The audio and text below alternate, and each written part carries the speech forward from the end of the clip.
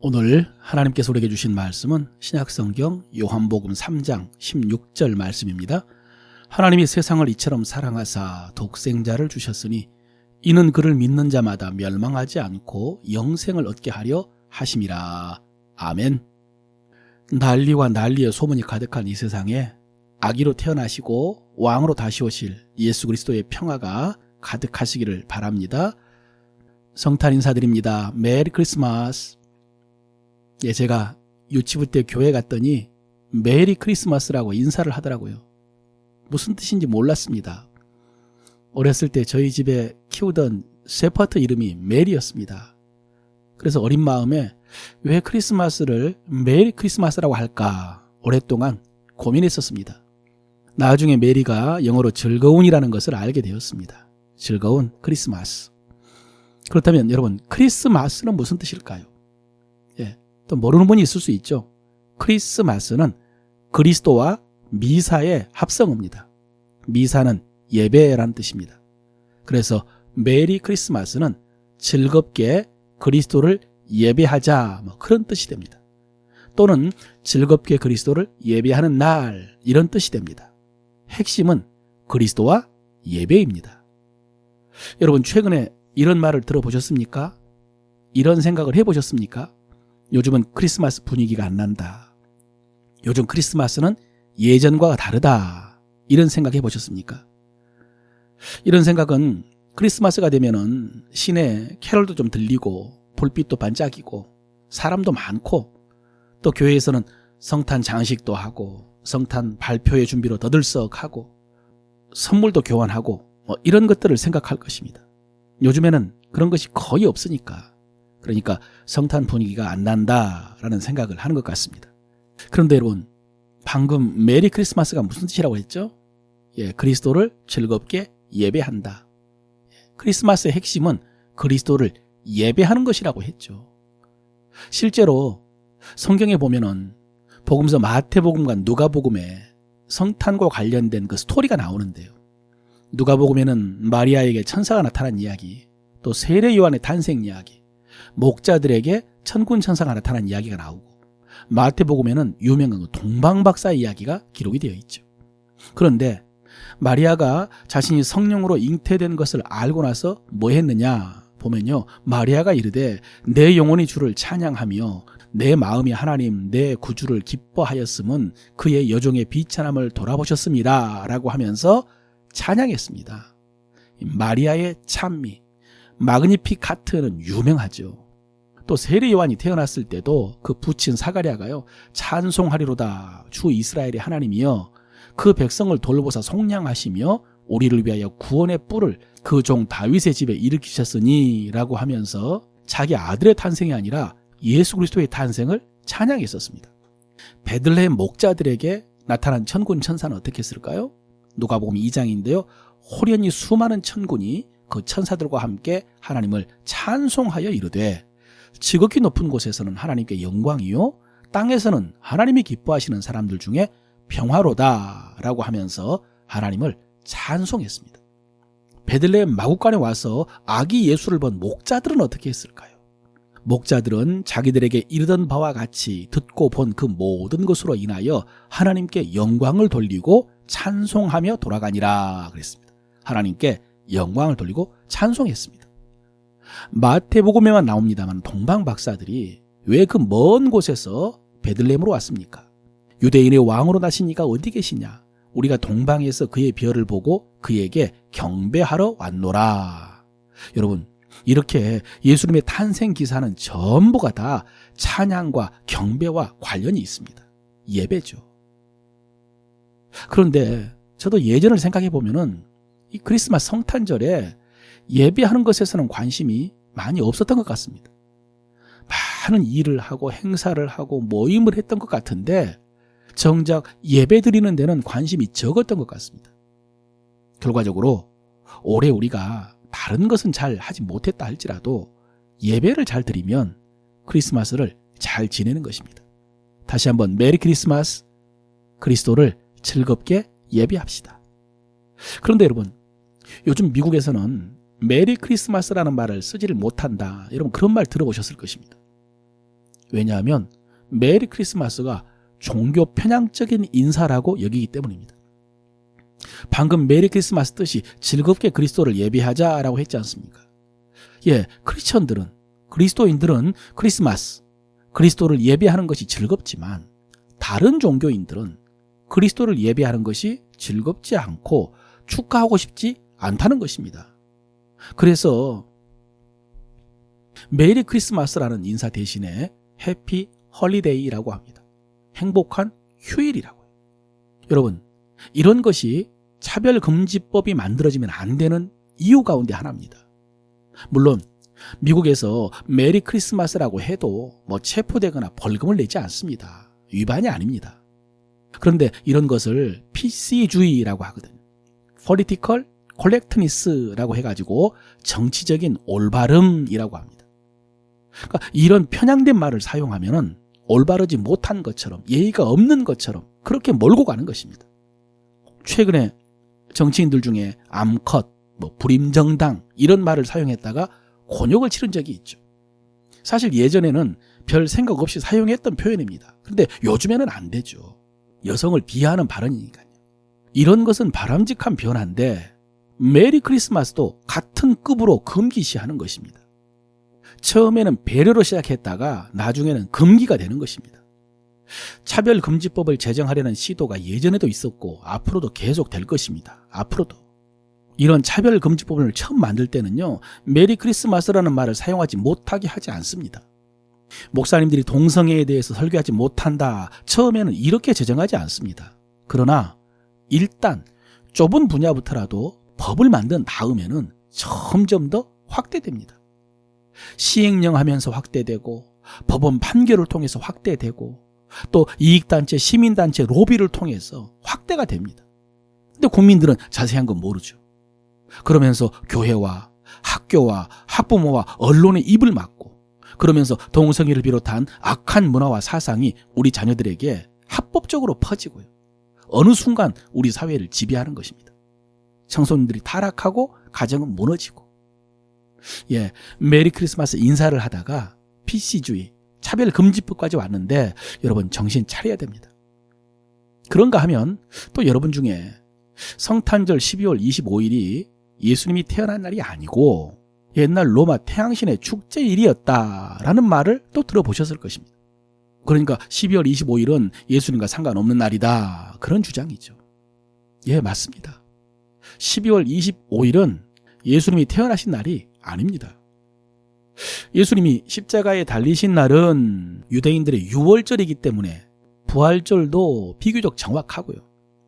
성령님께서도 오순절에 강림하셨기 때문에 성령 강림절도 제법 정확합니다만은 예수님이 태어난 날은 어디에도 기록이 없습니다. 호적도 그렇고 초대교회 역사에도요. 그리고 12월 25일이 로마에서 태양신을 섬기는 축제일이라는 것도 아마 사실일 것입니다.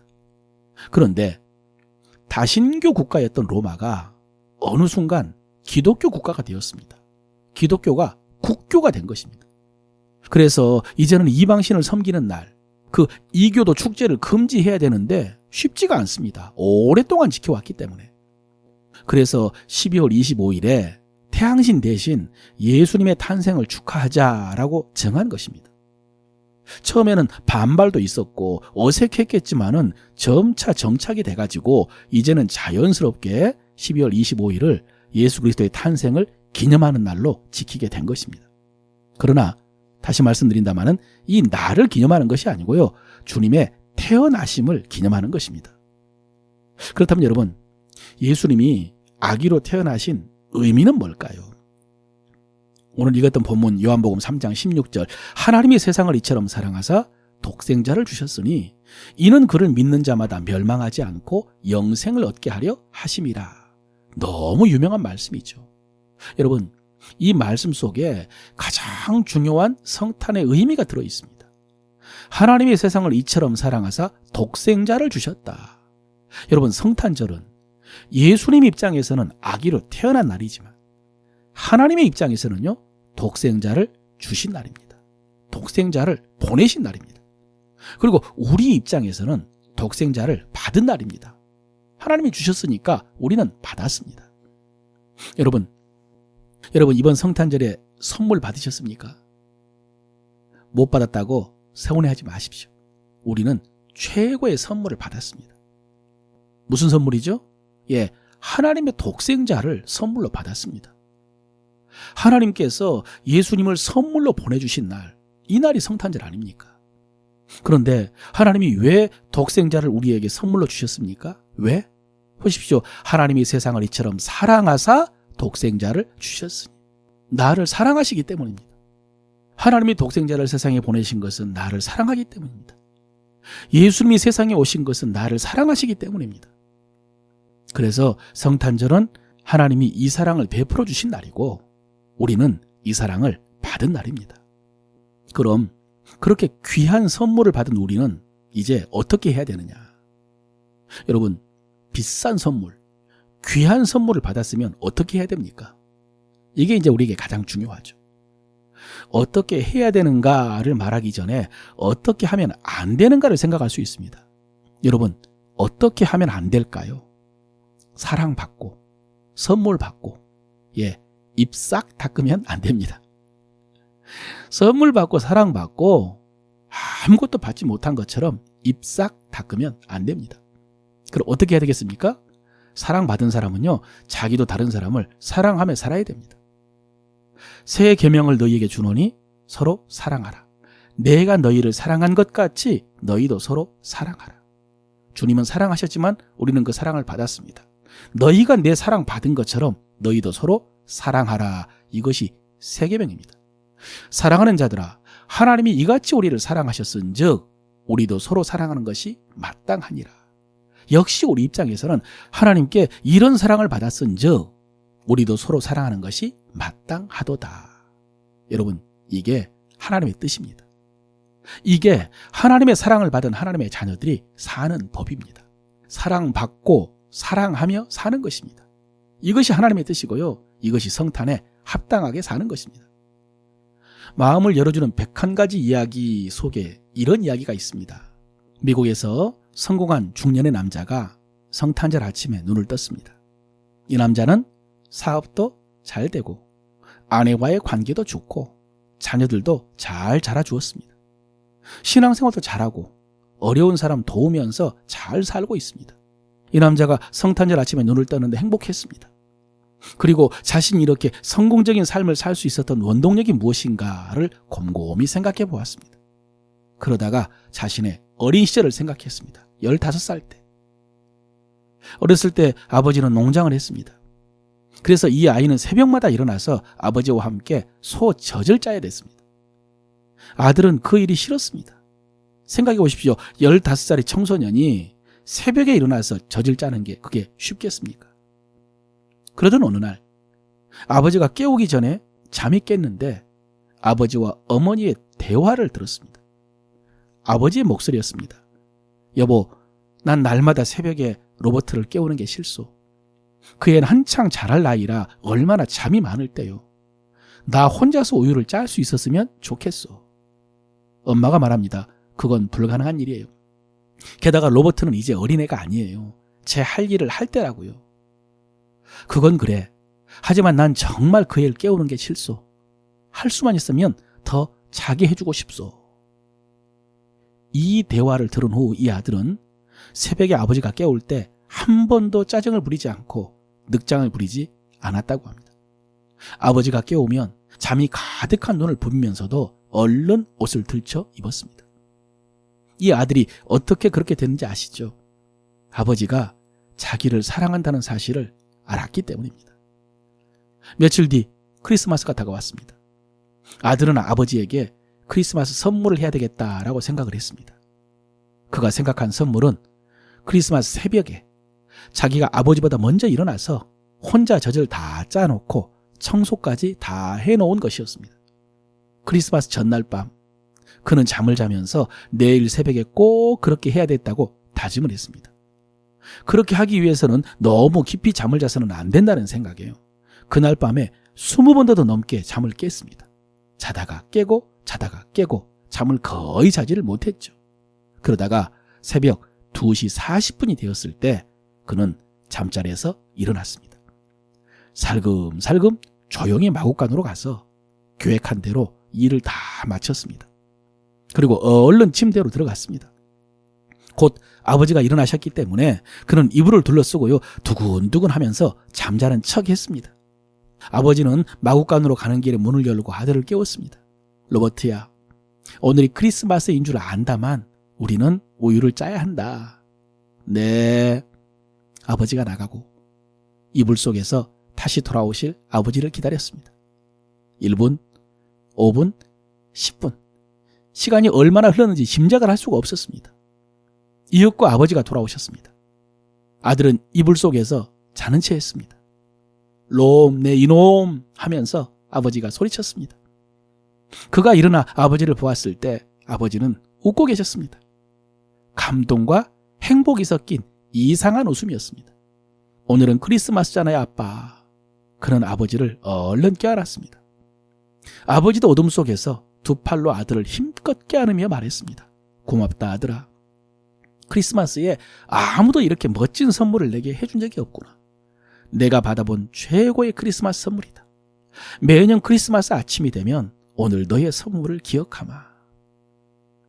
이 남자는 크리스마스 아침에 그날 일을 생각했습니다. 그리고 자기가 이렇게 잘 자라고 성공적인 인생을 살 수 있었던 것은 오래전 아버지가 그를 사랑한다는 것을 알게 된 때문이었다라고 생각을 했습니다. 여러분, 그렇습니다. 사람은 누구나 다 사랑을 받을 때 다른 사람을 사랑할 수가 있습니다. 누군가로부터 자기가 사랑받고 있다는 사실을 알 때 우리는 사랑할 힘을 얻습니다.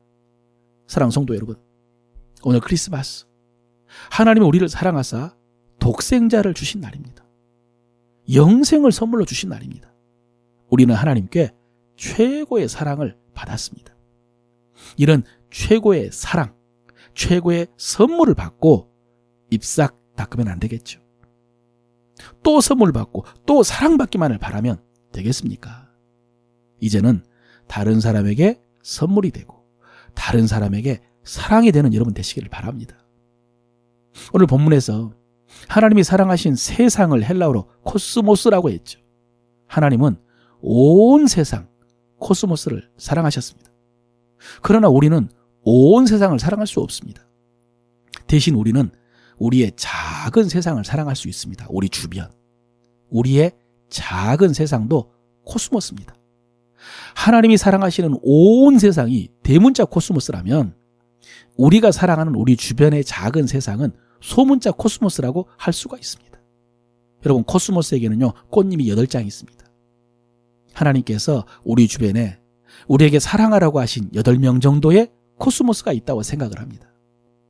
하나님의 사랑을 받은 여러분, 이 성탄에 여러분이 받은 사랑을 여러분 주변 코스모스에게 베풀어 주시기를 바랍니다. 어제 주일 주신 말씀처럼 외치는 자의 소리가 돼가지고 두려워하지 말고 주저하지 말고 소리 높여 하나님의 사랑을 전해 주시기를 바랍니다. 그것이 독생자를 우리에게 주신 하나님, 아기로 오셔서 우리를 구원하신 우리 주님께 가장 큰 기쁨이요 영광이 될 줄로 믿습니다.